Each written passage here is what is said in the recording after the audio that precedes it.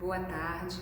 Hoje nós vamos falar de um assunto muito importante e muito alarmante, que é a depressão.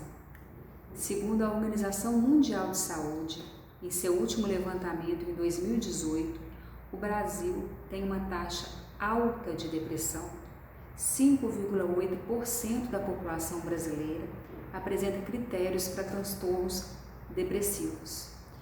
Essa taxa é a segunda maior das Américas, apenas atrás dos Estados Unidos, e a maior taxa da América Latina. Então, o Brasil está liderando aí as taxas da América Latina em relação à depressão. Estima-se que até 2020, agora esse ano que entrou, a depressão seja a causa mais incapacitante nas pessoas e a primeira causa de afastamento do trabalho. Daí a importância que nós temos que dar para essa condição tão grave. Depressão é uma doença, o cérebro é um órgão como outro qualquer, ele pode adoecer e nós devemos ter os critérios diagnósticos muito claros e instituir esse tratamento rapidamente, porque a depressão ela vai atrapalhar muito a qualidade de vida das pessoas, as relações interpessoais, a esperança, em última análise, até promovendo riscos à própria vida do indivíduo. Nós sabemos também que o suicídio ele tem crescido no Brasil. Cerca de 13 mil mortes ocorreram devido ao suicídio no ano de 2017 e o suicídio está entre as causas externas de morte em terceiro lugar, atrás apenas dos acidentes e das agressões.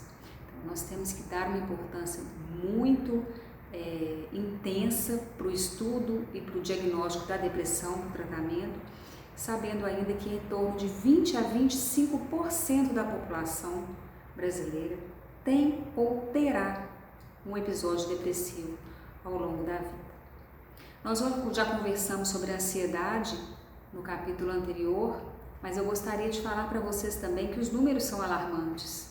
Em torno de 9,3% da população brasileira apresenta sintomas, transtornos de ansiedade, entre eles transtorno obsessivo-compulsivo, fobias, transtorno de ansiedade generalizada, né, e pânico, por exemplo. Tá? Isso daí dá em torno de 19 milhões de brasileiros com transtorno de ansiedade. Eu já disse a vocês que dá 12 milhões mais ou menos de brasileiros com transtornos depressivos. No caso da ansiedade, 19 milhões de brasileiros com transtornos ansiosos. Aí sim, em relação à ansiedade, o primeiro lugar mundial é ocupado pelo Brasil. Então, aí a gente tem que falar muito sobre o diagnóstico e sobre o tratamento. Como eu já disse para vocês no capítulo passado, o tratamento básico para transtornos de ansiedade se faz com antidepressivos, que, segundo eu falei com vocês, nem deveria ter esse nome, como ele tem várias indicações, né? Além do transtorno de depressão, ele trata também transtornos ansiosos. Vamos falar também, então, dos antidepressivos para o tratamento dos transtornos depressivos, né? O importante que vocês saibam, gente, não é qual a classe que nós vamos passar, porque isso realmente é do âmbito da medicina, é o âmbito da psiquiatria, do nosso estudo. A psicologia é interessante saber algumas informações que eu vou passar para vocês, até para a gente falar a mesma língua e ajudar o nosso paciente como um todo. O importante que a gente tem para dizer sobre o antidepressivo é o seguinte: qualquer antidepressivo vai demorar 2 a 4 semanas para fazer o efeito, né, que a gente espera. Nos primeiros dias pode dar náuseas, pode dar tontura, pode dar uma sensação de cabeça oca, como se a pessoa estivesse flutuando, pode dar até uma relativa piora dos sintomas iniciais, a pessoa sente um mal-estar e acha até que ela está piorando os sintomas depressivos. É importante a gente começar com doses até menores, às vezes meio comprimido, toma meio comprimido cerca de 4, 5, até uma semana, 4, 5 dias até uma semana, para o organismo poder se adaptar a essa medicação e aí sim depois passar para a dose do antidepressivo mais eficaz, né? Começando com meio, a gente depois de uma semana passaria para um comprimido inteiro. É importante a gente falar então para a pessoa que vai demorar umas 2 ou 3 ou até mais, né, 2 a 4 semanas para fazer os efeitos realmente do antidepressivo. Como eu dei para vocês o exemplo do buraco, o antidepressivo ele é um cimento que vai preenchendo esse buraco, fazendo com que a pessoa se estabilize, e para isso realmente existe um tempo. Existe um tempo de neuroadaptação, existe um tempo de reformulação, de liberação dos neurotransmissores e um novo equilíbrio. Então ele não é imediato, como por exemplo os benzodiazepínicos e ansiolíticos que eu falei com vocês, que seria a tampa do buraco para aquela ansiedade aguda. No caso dos antidepressivos, eles demoram de 2 a 4 semanas para poder fazer o efeito. É importante a gente saber que, por exemplo, assim, no início do tratamento, até a pessoa aguentar esperar, tolerar esperar essas 2 a 4 semanas, muitas vezes a gente acrescenta também um ansiolítico, um benzodiazepínico, um diazepam, Lexotan, Rivotril e etc., esses da receitinha azul, para a pessoa poder melhorar um pouco essa ansiedade, dormir um pouco melhor e conseguir esperar um pouquinho mais o efeito dos antidepressivos.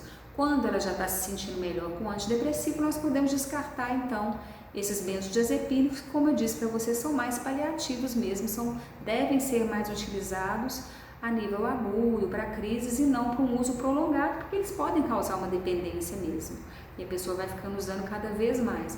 Então é mais para esse momento inicial, até a pessoa tolerar a espera dos antidepressivos no seu efeito máximo, né? Outra questão que as pessoas perguntam sempre é: quanto tempo eu vou tomar o antidepressivo? O que eu digo para elas?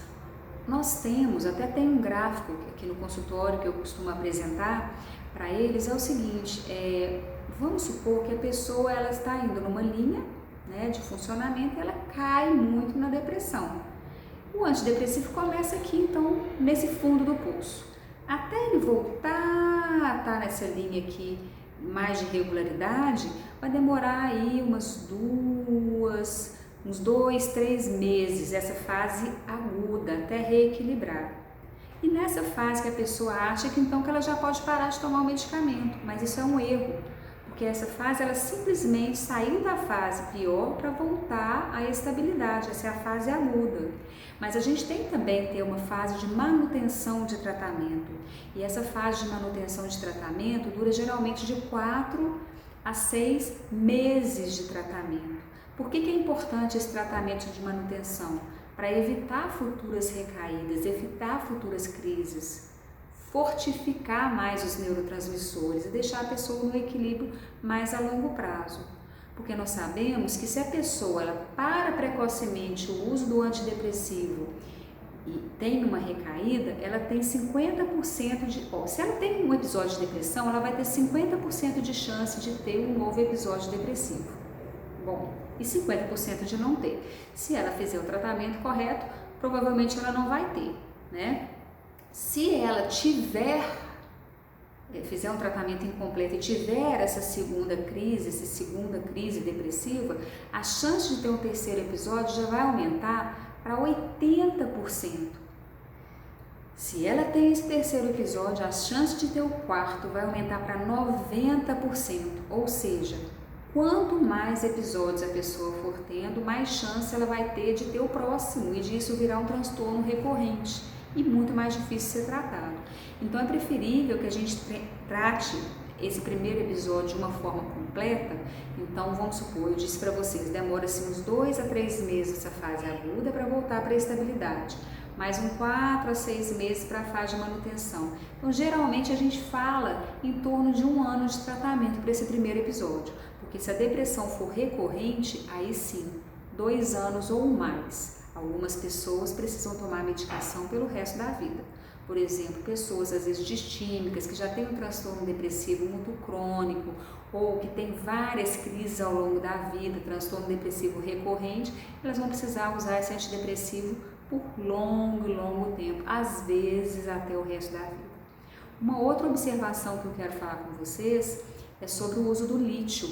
O lítio, muitas vezes a gente associa, né, se a pessoa usa o lítio, ela tem transtorno bipolar, mas nem sempre.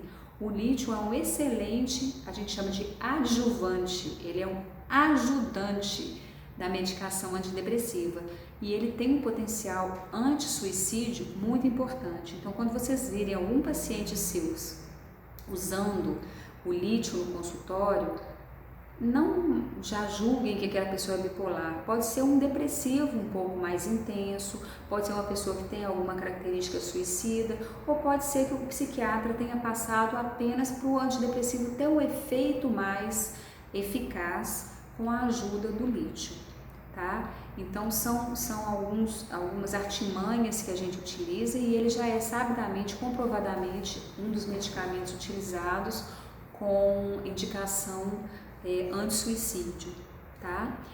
A gente vai escolher o antidepressivo de acordo com o perfil do paciente, de acordo com o que ele já usou. Muitas vezes a família, ela tem pessoas que também têm depressão, se der certo algum medicamento, pode dar certo para ele também.